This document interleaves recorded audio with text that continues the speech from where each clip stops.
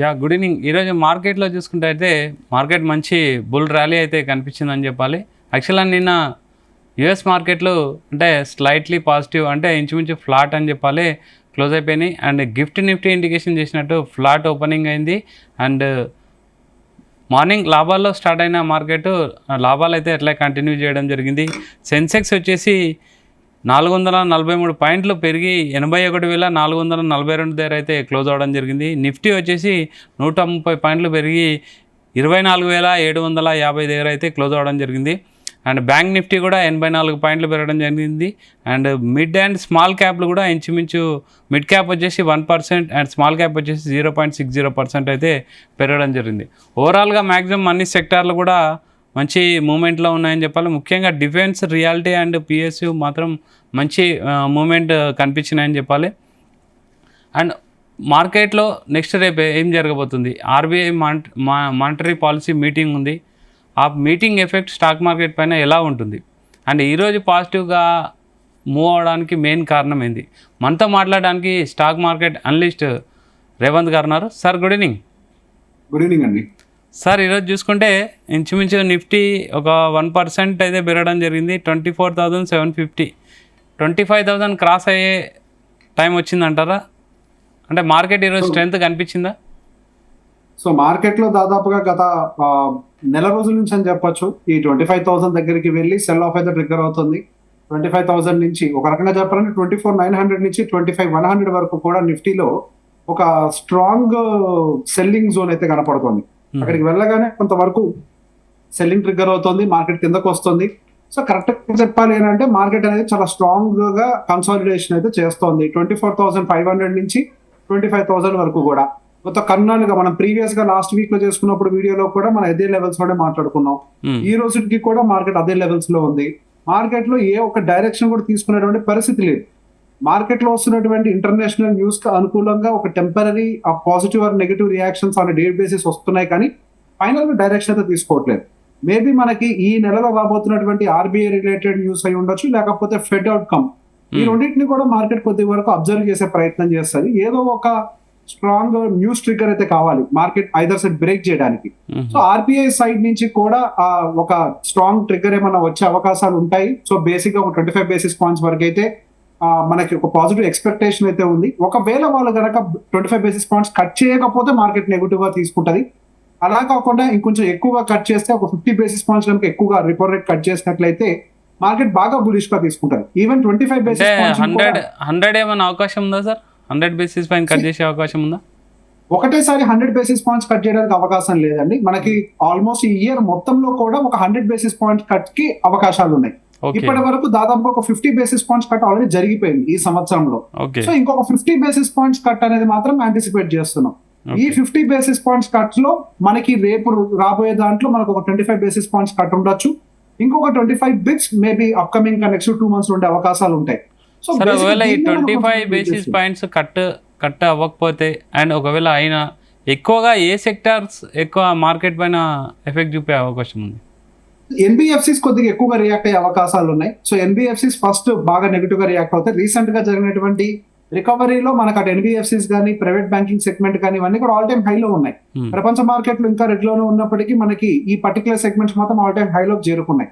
So ఈ impact అంతా direct గా కూడా కొంతవరకు మనకి ఎన్బిఎఫ్సిస్, ప్రైవేట్ బ్యాంకింగ్ వీటన్నిటి మీద పడుతూ దాంతో పాటుగా కొంత రియాలిటీ మీద కూడా స్ప్రెడ్ అయ్యే అవకాశాలు ఉన్నాయి. సో దీనికంటే కూడా ఆర్బీఐ రిలేటెడ్ న్యూస్ ఏదైనా ఉన్నా కానీ ఒక టెంపరీ నీజక్ రియాక్షన్ లాగే ఉంటుంది, కానీ మార్కెట్ ఎక్కువగా ఫెడ్ సైడ్ నుంచి ఏం అవుట్కమ్ వస్తుంది అన్న దాని మీద ఎక్కువగా ఇంట్రెస్ట్ చూపిస్తుంది. ఫెడ్ యొక్క అవుట్పుట్ లో కనుక ఇంట్రెస్ట్ రేట్ కట్ వస్తుంది అంటే కనుక మేబీ అప్ సైడ్ బ్రేక్ రావడానికి పాసిబిలిటీ ఉంది.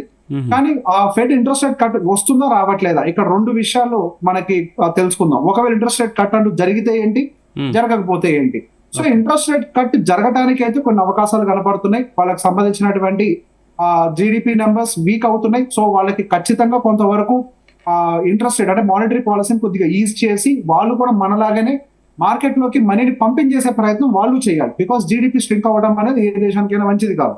సో డెఫినెట్ గా మార్కెట్ లిక్విడిటీ పెంచే ప్రయత్నం వాళ్ళు చేయాలి. కానీ దాంతో పాటుగా జాబ్స్ డేటా కొద్దిగా స్ట్రాంగ్ గా ఉంది, ఇన్ఫ్లేషన్ వాళ్ళ కంట్రోల్లో ఉంది. ఎస్ వాళ్ళకి 2% బిలోకి అయితే రాలేదు, బట్ స్టిల్ అది కంట్రోల్ గానే ఉంది. జీడిపి స్ట్రింక్ అవ్వడం వాళ్ళకి పెద్ద కన్సర్న్ గా ఉంటుంది.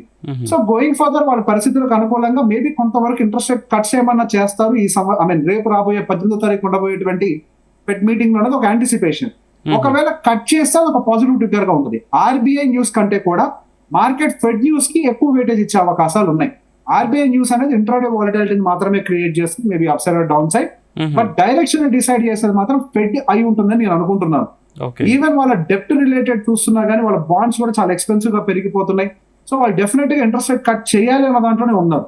అండ్ ఈవెన్ ట్రంప్ గారు కూడా చాలా సార్లు ఒక రకంగా ఆ ఫెడ్ చైర్మన్ మీద ఒక రకమైన మాటలు కూడా విసురుతూ ఉన్నారు. ఆయన సరిగ్గా సహకరించట్లేదు, అరే చేతగాడి వాడని, ఇట్లా రకరకాలుగా కూడా. సో బేసిక్ గా వాళ్ళకు కూడా డెప్ట్ రిలేటెడ్ ఇష్యూస్ ఉన్నాయి కాబట్టి ఇంట్రెస్ట్ రేట్ కట్ చేస్తే వాళ్ళకు కూడా నెక్స్ట్ ఇష్యూ చేసేటువంటి బాండ్స్ కి తక్కువ ఇంట్రెస్ట్ రేటు అందుబాటులోకి వస్తుంది. అది కూడా ఉద్దేశం ఉంటుంది కాబట్టి సో కొంత ప్రెషర్ ఉంది. సో ఇంతకు ముందు ఉన్నట్టుగా ఫెడ్ చైర్మన్ కూడా మొండిగా ఉండకపోవచ్చు, మేబీ ఒక చిన్న కట్ ఇవ్వచ్చు, అది పాజిటివ్ అయ్యే అవకాశాలు ఉన్నాయి. ఇన్ బిట్వీన్ మనకు కూడా ఈ జూన్ అయిపోతుంది, అంటే జూన్ ఇప్పుడే స్టార్ట్ అయింది. అఫ్కోర్స్ జూన్ ఎండింగ్ కంప్లీట్ అయింది అని అంటే జూలైలో నెక్స్ట్ క్వార్టర్ రిజల్ట్స్ అనేవి మనకి డెలివర్ అవుతాయి. సో నెక్స్ట్ క్వార్టర్ నెంబర్స్ కూడా కొంత ఫేవరబుల్ గా ఉండే అవకాశాలు ఉంటాయి అనుకుంటున్నాను. మాన్సూన్స్ ఎర్లీగా స్టార్ట్ అయినాయి అండ్ మాన్సూన్స్ ఎక్స్పెక్టెడ్ కంటే బెటర్ గా ఉండే అవకాశాలు కూడా ఉన్నాయి. సో ఇదంతా కూడా లోకల్ కన్సంప్షన్ ని బాగా బూస్ట్ చేసే అవకాశాలు ఉన్నాయి. ఒకవైపు ప్రభుత్వం కానీ ఆర్బీఐ కానీ డబ్బులు పంపిణీ చేస్తుంది, ఇంకొక వైపు ప్రకృతి కూడా సహకరిస్తుంది. సో ఇదంతా కూడా లోకల్ ఎకానమీని కొద్దిగా స్టేబుల్ చేసే అవకాశాలు కనపడుతున్నాయి. సో గోయింగ్ ఫర్దర్ మేబీ ఈ కన్సంప్షన్ రిలేటెడ్ ఇదంతా కూడా కొంత బెటర్ గా ఉండొచ్చు. మనకి ఫెడ్ రిలేటెడ్ ఏమి డిసప్పాయింట్మెంట్స్ లేకపోతే మాత్రం డెఫినెట్ గా మార్కెట్స్ కొద్దిగా స్టేబుల్ అయ్యే అవకాశాలు అయితే కనపడుతున్నాయి. సార్ ఇప్పుడు ఈరోజు మార్కెట్ సైడ్ వస్తే మనకు డిఫెన్స్ సంబంధించిన స్టాక్స్ అయితే సెక్టార్ అయితే మంచి మూమెంటం ఇచ్చింది సార్. అంటే మన ఈ రిటైల్ ఇన్వెస్టర్స్ అంటే డిఫెన్స్ సైడ్ చూడొచ్చా? అంటే ఇంతకుముందు కూడా డిఫెన్స్ సెక్టార్ కొంచెం మూమెంటం మంచిగా ఇచ్చింది, మళ్ళీ ఒక ఫాల్ వచ్చింది, మళ్ళీ ఒక మంచి మూమెంటం అయితే ఈరోజు కనిపించింది. రిటైల్ ఇన్వెస్టర్లు అబ్జర్వ్ చేయొచ్చు అంటారా డిఫెన్స్ స్టాక్స్ పైన? సహజంగా యుద్ధ వాతావరణం ఉన్నప్పుడు డిఫెన్స్ సెగ్మెంట్ సహజంగానే పైకి వెళ్తుంది. డిఫెన్స్ సెగ్మెంట్ ఆల్రెడీ అది ఇవ్వాల్సిన దానికంటే ఎక్కువ రిటర్న్స్ ని డెలివర్ చేసిందని బలంగా నమ్ముతున్నాను. దాని పీఈస్ మళ్ళీ పెరిగిపోయినాయి, రీసెంట్ గా పెరిగిన దాంతో పీఈస్ కూడా బాగా పెరిగిపోయినాయి. అండ్ రేపు రాబోయేటువంటి కంపెనీస్ యొక్క నెంబర్స్ ఏమైనా బాగుంటే మనం చెప్పలేము కానీ, బట్ యాజ్ ఆఫ్ నౌ అయితే దాని మీద పెద్ద ఎత్తున ఎక్స్పెక్టేషన్స్ అయితే లేవు. నేను అనుకునే దాని ప్రకారం కొంతవరకు రెవెన్యూస్ అండ్ ప్రాఫిట్స్ కూడా వీక్ గానే ఉంటాయని నేను అనుకుంటున్నాను. ప్రెసెంట్ పెరిగేదంతా కూడా సెంటిమెంట్ డ్రివెనే. ఫండమెంటల్ గా పెరిగేది ఏది కూడా ఒకేసారి స్పైక్ రాదు, నిదానంగా స్టేబుల్ గానే పెరుగుతుంది. అంత పెద్ద స్పైక్ వస్తున్నప్పుడు మనం డెఫినెట్ గా జాగ్రత్తగా ఉండాలి. మార్కెట్ ఎప్పుడు స్పైక్స్ పనిచేయదు. నెంబర్ 2, ఆల్రెడీ అది ఒక స్పైక్ వచ్చి పైకి పెరిగింది అంటే మీరు ఆల్మోస్ట్ ఒక 10% 15% రిటర్న్స్ కోల్పోయారు. మరి ఇప్పుడు ఎంటర్ అయితే రిస్క్ రివార్డ్ రేషియో మ్యాచ్ అయ్యే అవకాశాలు లేవు. అక్కడి నుంచి ఏ కొద్దిగా సెల్లింగ్ ట్రిగ్గర్ అయినా అన్నెసరీ ఇంకో 10% మైనస్ లోకి వెళ్ళే అవకాశాలు ఉంటాయి. బాటమ్ లో ఎంటర్ అయిన వాళ్ళు ఎగ్జిట్ అవ్వడానికి ఉపయోగించుకోవాలి కానీ, లేకపోతే ప్రీవియస్ గా ఎంటర్ అయ్యి ప్రాఫిట్ బుక్ చేసుకునే అవకాశం లేని వాళ్ళు ప్రాఫిట్ బుక్ చేసుకోవడానికి వాడుకోవాలి. కానీ ఇప్పుడు పెరిగింది కాబట్టి ఇంత పెద్ద స్పైక్ ఎప్పుడైనా నేను అదే చెప్తాను. ఒక్కసారి ఒక న్యూస్ లోకి వచ్చింది అని అంటే అది సస్టైన్ అయ్యే అవకాశాలు ఎక్కువ రోజులు ఉండవు. న్యూస్ లోకి వచ్చిందంటే సహజంగా ఎవరో ఒకరు ఆల్రెడీ ముందే ఎంట్రీ తీసుకొని న్యూస్ ని క్రియేట్ చేసుకుని ఉంటారు. మార్కెట్ లో డెఫినెట్ గా కొంత స్పెక్యులేషన్ నడుస్తుంది. మనం ఆ ట్రాప్స్ లో పడకూడదు. ఐ ఆల్వేస్ సే డోంట్ చేస్ అ రన్నింగ్ బస్. మనం అటు పడతామో ఇటు పడతామో మనకు తెలియదు. కాబట్టి ఎప్పుడైనా సరే స్టేబుల్ గా ఎకనామిక్ యాక్టివిటీకి అనుకూలంగా, గతంలో కూడా మాట్లాడుకున్నాం, నెక్స్ట్ రాబోయేటువంటి బుల్ రన్ అంటూ జరిగింది అని అంటే ఆ బుల్ రన్ ని లీడ్ చేసే అవకాశాలు ఎక్కువగా అటు ప్రైవేట్ బ్యాంకింగ్ ఎన్బిఎఫ్సి సెగ్మెంట్స్ ఉంది. దాంతో పాటుగా లోకల్ కన్సంప్షన్ అంటే హెల్త్ కేర్ సెగ్మెంట్ అయి ఉండొచ్చు, ఎఫ్ఎంసీజీ అయి ఉండొచ్చు, ఇట్లాంటి వాటికి ఎక్కువ అవకాశాలు ఉన్నాయి. సో బేసిక్ గా కన్సంప్షన్, హెల్త్ కేర్, ఈ ప్రైవేట్ బ్యాంకింగ్ ఇట్లాంటి వాటి మీద కొద్దిగా ఫోకస్ పెట్టాలి. డొమెస్టిక్ కన్సంప్షన్ మీద ఫోకస్ పెట్టాలి. అన్నెసరీగా మనకి ఇప్పుడు వస్తున్న న్యూస్ కి మనం రియాక్ట్ అవ్వద్దు అనేది నా ఒపీనియన్. ఓకే సార్, ఇప్పుడు అంటే మెయిన్ సెక్టార్ గురించి చెప్పారు. ప్రజెంట్ ఇప్పుడు సెక్టార్ బేస్డ్ ఆలోచించాలి అబ్జర్వేషన్ అండ్ స్టాక్ బేస్డ్ ఆలోచిస్తే బెటరా? అండ్ ఇంతకుముందు మీరు ఒక వీడియో కూడా ఇంతకుముందు అప్డేట్ చేస్తున్నారు.